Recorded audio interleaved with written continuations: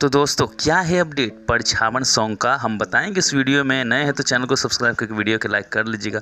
दोस्तों बता दें कि पवन सिंह का सॉन्ग परछावन लगन में दोस्तों ये बहुत ही ज़बरदस्त बजेगा, क्योंकि दोस्तों शुभ अवसर पे ये लगन स्पेशल है।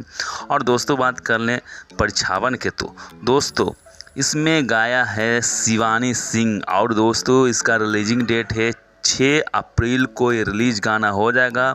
और दोस्तों बता दें कि गाना आते ही दोस्तों पूरा धमाल होने वाला, क्योंकि ये बहुत ही सुंदर सॉन्ग है और बहुत ही तगड़ा इसका जो ट्रेंडिंग सेक्शन में जाने वाला है दोस्तों, और काफ़ी अच्छा है। पवन सिंह का ये सॉन्ग है और दोस्तों ये अच्छी तरह से जानते हैं कि पवन सिंह का सॉन्ग हर गाने को मिलियन क्रॉस ही होता है।